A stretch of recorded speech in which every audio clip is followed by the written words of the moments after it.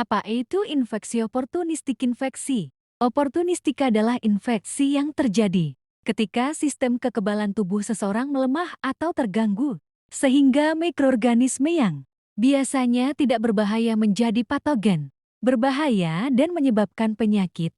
Infeksi ini sering terjadi pada individu dengan sistem imun yang lemah, seperti penderita HIV atau AIDS, pasien kemoterapi, penerima transplantasi organ, atau orang dengan penyakit kronis tertentu. Apa penyebab infeksi oportunistik? Infeksi oportunistik disebabkan oleh organisme seperti virus, bakteri, jamur, atau parasit yang menyerang individu dengan sistem kekebalan tubuh yang lemah.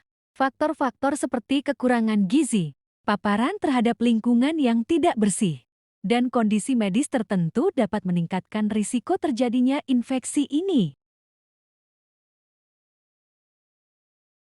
Contoh patogen infeksi oportunistik, bakteri, Clostridium difficile, menyebabkan infeksi pencernaan.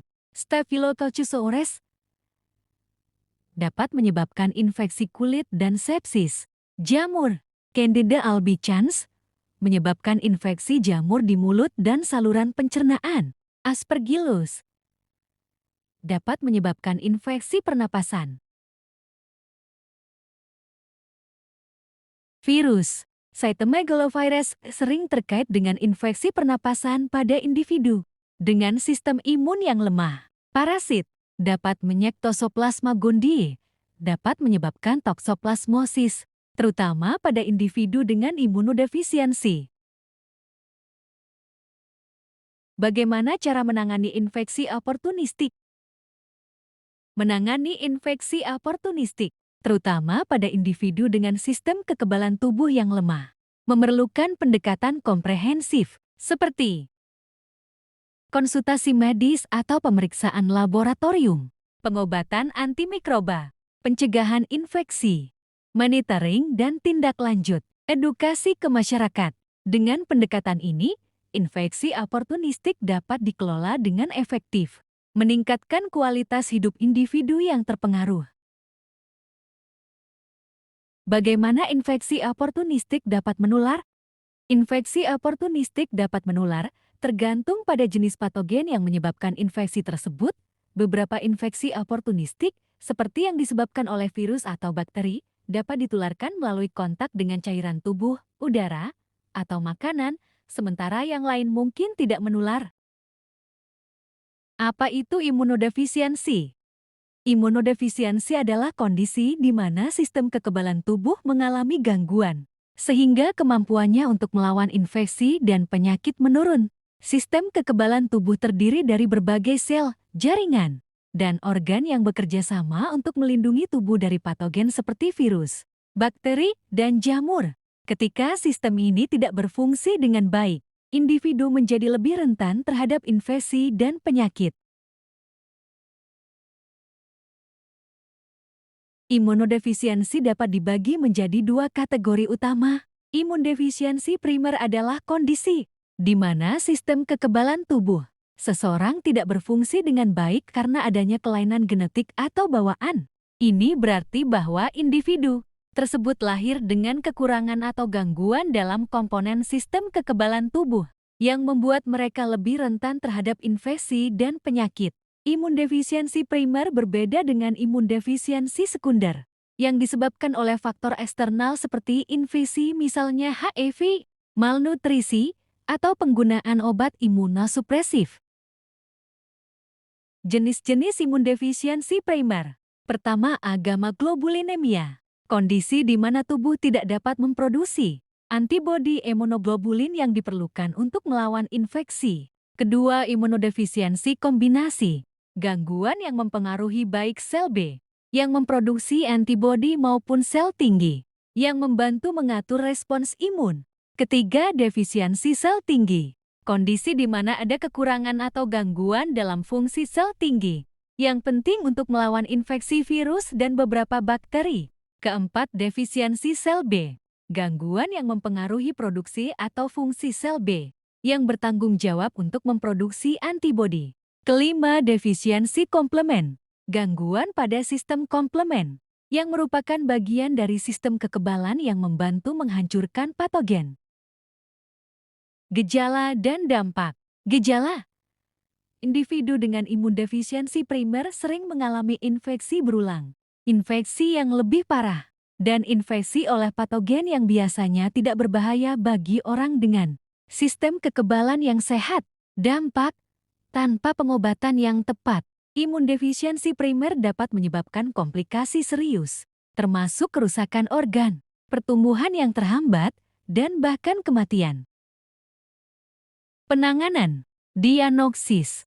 Diagnosis biasanya dilakukan melalui tes darah untuk mengevaluasi fungsi sistem kekebalan tubuh. Pengobatan. Pengobatan dapat mencakup terapi penggantian antibodi, misalnya imunoglobulin intravena, transplantasi sel punca, dan pengobatan untuk infeksi yang terjadi. Imunodefisiensi sekunder adalah kondisi di mana sistem kekebalan tubuh seseorang melemah akibat faktor eksternal atau kondisi medis tertentu, bukan karena kelainan genetik atau bawaan. Berbeda dengan imunodefisiensi primer, yang disebabkan oleh kelainan genetik. Imunodefisiensi sekunder dapat terjadi pada individu yang sebelumnya memiliki sistem kekebalan yang normal. Penyebab imunodefisiensi sekunder. Pertama, infeksi. Contoh infeksi HIV Human Immunodeficiency Virus dapat menyebabkan AIDS Acquired Immunodeficiency Syndrome, di mana virus ini menyerang dan menghancurkan sel tinggi CD4 yang penting untuk fungsi sistem kekebalan. Kedua, malnutrisi. Contoh kekurangan nutrisi, terutama protein dan vitamin seperti vitamin A, C, dan D, dapat mengganggu produksi sel-sel imun dan fungsi sistem kekebalan tubuh. Ketiga, obat imunosupresif. Contoh penggunaan obat-obatan seperti kortikosteroid, kemoterapi, atau obat imunosupresif lainnya untuk mengobati penyakit autoimun atau setelah transplantasi organ dapat menekan sistem kekebalan tubuh. Keempat, penyakit kronis. Contoh penyakit seperti diabetes mellitus, penyakit ginjal kronis, atau penyakit hati dapat mempengaruhi fungsi sistem kekebalan tubuh.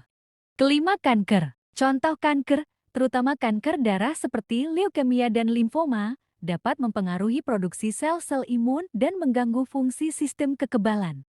Keenam, penuaan. Contoh proses penuaan alami dapat menyebabkan penurunan fungsi sistem kekebalan, membuat orang tua lebih rentan terhadap infeksi. Gejala dan dampak. Gejala individu dengan imunodefisiensi sekunder mungkin mengalami infeksi yang lebih sering, infeksi yang lebih parah, dan kesulitan dalam sembuh dari infeksi. Gejala dapat bervariasi tergantung pada penyebabnya. Dampak tanpa penanganan yang tepat, imunodefisiensi sekunder dapat menyebabkan komplikasi serius, termasuk infeksi berulang, sepsis, dan bahkan kematian. Adapun cara penanganan yaitu diagnosis. Diagnosis imunodefisiensi sekunder biasanya melibatkan pemeriksaan riwayat medis, pemeriksaan fisik, dan tes laboratorium untuk mengevaluasi fungsi sistem kekebalan tubuh. Pengobatan, penanganan tergantung pada penyebab yang mendasari. Ini bisa mencakup pengobatan infeksi, nutrisi, penghentian atau penyesuaian obat, manajemen penyakit kronis.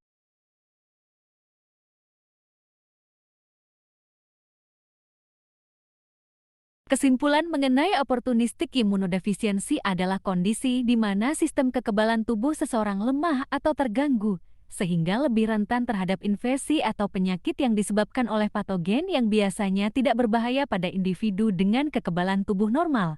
Penyakit oportunistik seringkali muncul pada orang dengan gangguan imun seperti HIV atau AIDS, penggunaan obat imunosupresan, atau kondisi medis lainnya yang menyebabkan penurunan fungsi sistem kekebalan tubuh. Beberapa poin penting yang dapat disimpulkan tentang imunodefisiensi oportunistik adalah: pertama, peningkatan kerentanannya. Individu dengan imunodefisiensi lebih rentan terhadap infeksi oportunistik yang disebabkan oleh bakteri, virus, jamur, atau parasit.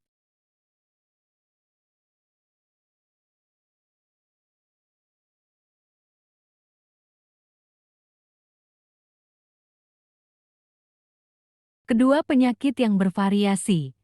Infeksi oportunistik dapat melibatkan berbagai organ tubuh dan menyebabkan penyakit yang bervariasi, dari infeksi saluran pernapasan hingga infeksi sistemik yang lebih serius. Ketiga, pengelolaan dan pencegahan. Pencegahan infeksi oportunistik memerlukan pengelolaan kondisi imunodefisiensi yang baik, baik melalui terapi antiretroviral pada HIV atau penggunaan obat imunosupresan dengan pengawasan yang ketat. Keempat, tantangan dalam diagnosis dan pengobatan. Diagnosis infeksi oportunistik bisa sulit karena gejala yang seringkali mirip dengan infeksi lain. Pengobatan juga memerlukan pendekatan yang cermat, mengingat risiko efek samping atau resistensi terhadap obat. Secara keseluruhan, penting untuk mengelola kondisi yang mendasari imunodefisiensi untuk mengurangi risiko infeksi oportunistik dan meningkatkan kualitas hidup pasien.